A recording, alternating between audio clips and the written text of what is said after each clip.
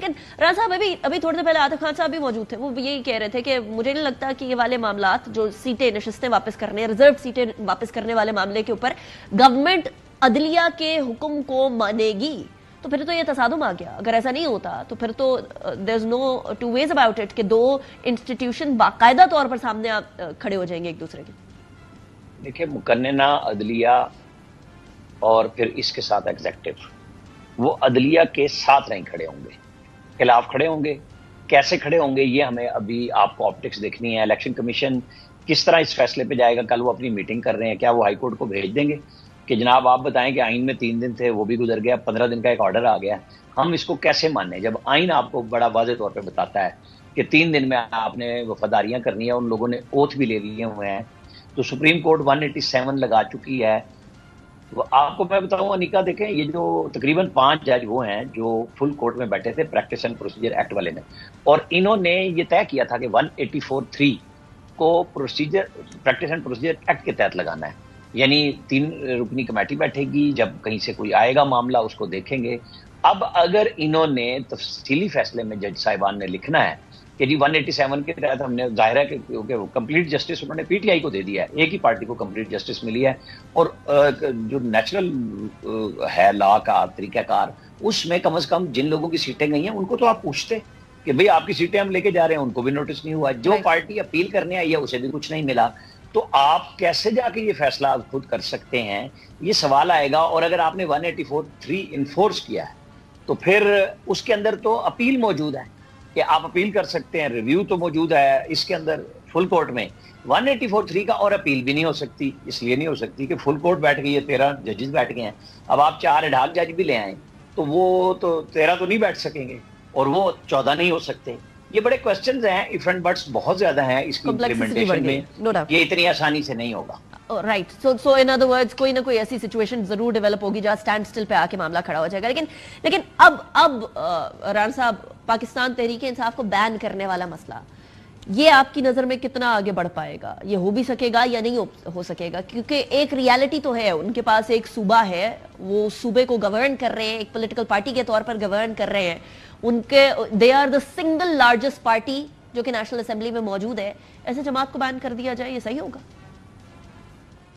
دیکھیں, یہی تو چیزیں اب سب کے نظر میں ہیں, اسٹیک ہولڈر سارے ہیں. اس میں پی ٹی آئی بھی ہے, اس میں سنی اتحاد کونسل کہہ لیں, اس میں Muslim League Noon, Peoples Party, M Q M, J U I, سارے عدلیہ اور فوج, سارے کے سارے اس ملک کے شہری ہیں. وہ جج کی صورت میں ہیں, وہ جرنیلوں کی صورت میں ہیں, وہ وزیر اعظم کی صورت میں ہیں, وہ اپوزیشن کی صورت میں ہیں. سچویشن ایک ہے کہ یہ پاکستان ہے اور اس کو کیسے گورن کرنا ہے. اس وقت یہ گورنیبل نہیں ہے. یہاں پہ جو کچھ سیاست کے ساتھ اور جو کچھ اداروں نے ایک دوسرے کے ساتھ کیا ہے, وہاں آ کے ہم آئی ایم ایف کے سامنے ہاتھ باندھ کے کھڑے ہیں اور وہ اپنی مرضی کروائی جا رہے ہیں ہم سے. اور یہاں پہ عام آدمی کا پرسان حال ہی نہیں ہے. میں جو سٹارٹ میں نے بات کی وہ یہ ہے کہ عام آدمی ایگزسٹ کہاں کرتا ہے, کس ادارے کی نظر میں کرتا ہے؟ کیا 26 لاکھ کیسز کے ساتھ عدلیہ یہ کہہ سکتی ہے کہ ہم عام آدمی کو انصاف فراہم کرنے جا رہے ہیں کیونکہ ہم نیچے سے ٹاپ پہ آئے ہوئے ہیں؟ کیا ہماری فوج نے دہشت گردی کے اوپر مکمل طور پہ قابو پا لیا ہے؟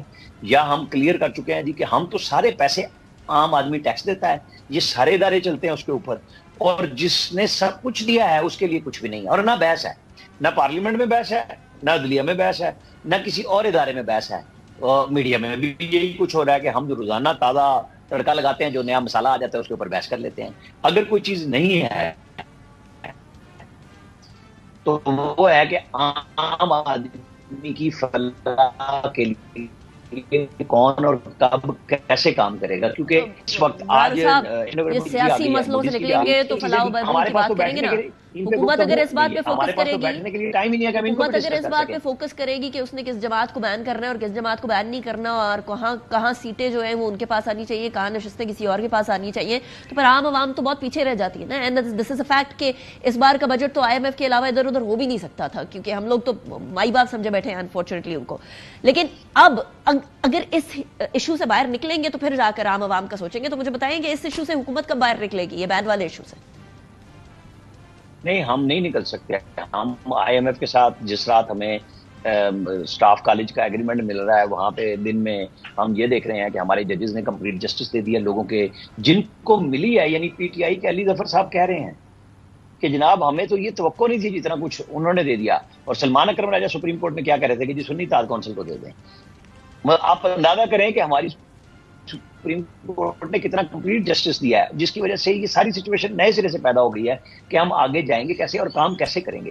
یہ بڑے سوچنے کا مقام ہے اور ان سب کا سوچنے کا کام ہے. آپ کمپلیٹ جسٹس دینے جا رہے ہیں، آپ ساروں کو بلا لیتے. جب اطہر من اللہ صاحب فرما رہے تھے کہ 2018 میں مسلم لیگ نون کے ساتھ یہی ہوا تھا، تو کمپلیٹ جسٹس تو پھر یہ تھی نا کہ پھر 2018 کو بھی کھول لیں، 2024 کو بھی کر لیں، اور جو ریٹائرڈ صاحبان ہیں جن لوگوں نے اس وقت کارنامے دیے، چاہے وہ عدلیہ میں تھے چاہے وہ فوج میں تھے، یا آج جو لوگ موجود ہیں بلا کے بیٹھے ہیں، اس مسئلے کا حل بتائیں کیسے کریں گے. ہم کمپلیٹ جسٹس دینا چاہتے ہیں، لیکن یہ تو ون وے جسٹس ہو گئی نا کہ آپ نے ایک پارٹی کے لیے انصاف فراہم کر دیا، دوسرے کے لیے فکرہ کہہ دیا.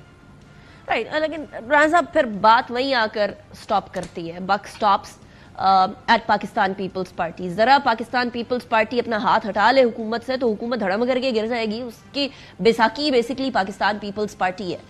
سو اس سچویشن کے اندر پیپلز پارٹی کس سمت میں جائے گی آپ کی نظر میں؟ کیا ایک ایسی جماعت ہوتے ہوئے جو کہ کہتی ہے ہم لوگوں کو ہم جمہوریت کے علمبردار بھی ہیں، ہم جمہوریت جو اقدار ہوتی ہیں ان کے اوپر بلیو بھی کرتے ہیں، وہ کسی جماعت کو بین کرنے کی طرف جائے گی؟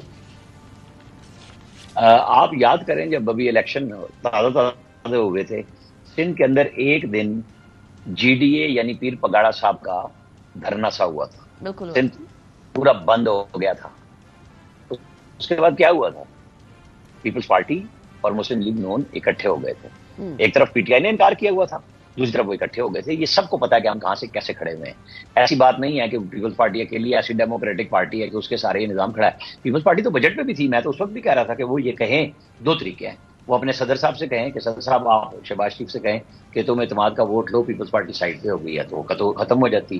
اگر وہ نہیں کہنا تھا تو یہ پی ٹی آئی کو کہتے ہیں کہ جناب ہم اگینسٹ ووٹ کریں گے بجٹ کے، آپ ہمارے ساتھ کھڑے ہو جائیں. کوئی ایک صورت کی پی ٹی آئی نے، پیپلز پارٹی نے، جس میں عوام کے لیے یہ اصول بنایا گیا ہو کہ ہم عوام کی خاطر ٹیکسیشن نہیں لگنے دیں گے.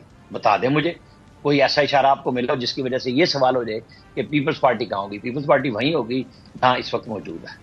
رائٹ. اچھا، لیکن پیپلز پارٹی کے اندر سے ڈفرنٹ آرا کیوں آ رہی ہے؟ ایک جگہ نیئر بخاری صاحب کی سٹیٹمنٹ آئی ہے کہ ہم نے پارٹی میں کچھ ڈسکس ہی نہیں کیا ہے. وہاں شہری رحمان صاحبہ، وہاں کیا ہے ان کا نام، رضا ربانی صاحب اور اتنے سارے پاکستان پیپلز پارٹی کے رہنما کہہ چکے ہیں کہ نہیں جی یہ this is not going to be on, یہ صحیح نہیں ہے، یہ غلط ہوگا.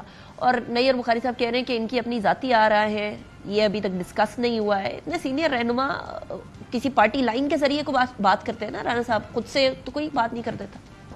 نہیں، تمام بڑی پارٹیوں میں لوگ اپنی آرا اظہار رائے آزادی کے ساتھ کرتے ہیں، اور یہ تمام پارٹیوں میں ہے. اور پھر پارٹی جب کہہ دیتی ہے، اور پارٹی کے لیے میرے صاحب میں تو صدر مملکت کے ساتھ اس معاملے پہ ڈسکشن ہوئی ہے، اس کے بعد ہی وزیر اطلاعات کی پریس کانفرنس ہوئی ہے. باقی یہ ٹائم ٹیکنگ ہے اور یہ خبر ہے، سنبھالنا ہے. یہ خبر ہے، یہ آپ کا تجزیہ ہے کہ میرا تجزیہ ہے کہ یہ صدر کی منظوری کے بغیر یہ پریس کانفرنس ان کو رابطے میں اعتماد میں لیے بغیر، جنہوں نے اعتماد میں لینا ہے، یہ کام ہو نہیں سکتا تھا. رائٹ. باقی وہ جو ہوتا ہے ایف اینڈ بٹس لگائے جاتے ہیں کہ ہمیں اچھا چلیں یہ بھی دے دیں، ہمیں یہ بھی دے دیں، کچھ تھوڑا سا اس بانے اب ہمیں یہ رعایت دے دیں، یہ فنڈ دے دیں، پنجاب میں تھوڑی سی اور گنجائش نکالیں جو مریم نواز نہیں نکال رہی کہ بس آپ کا جو طے ہوا تھا ہم تو وہی کریں گے. جو پی ایم ایل این کے M N A M P S کے ساتھ ہے وہی آپ کے ساتھ ہے. وہ کوئی پی ایم ایل این کے M N A M P S کو ضلع تو نہیں دے دیے گئے نا کہ ان کی مرضی سے ہی ڈی پی اور ڈی سی کر رہے ہیں. مریم نواز تو بڑی اچھی حکمرانی اس حساب سے کر رہی ہیں کہ لوگوں کی فلاح کے لیے کام کریں. وہ نہیں دے رہی راستہ پولیٹیکلی لوگوں کو کہ ہمیں ایک دفعہ پنجاب کو ٹھیک کر لینے دیں.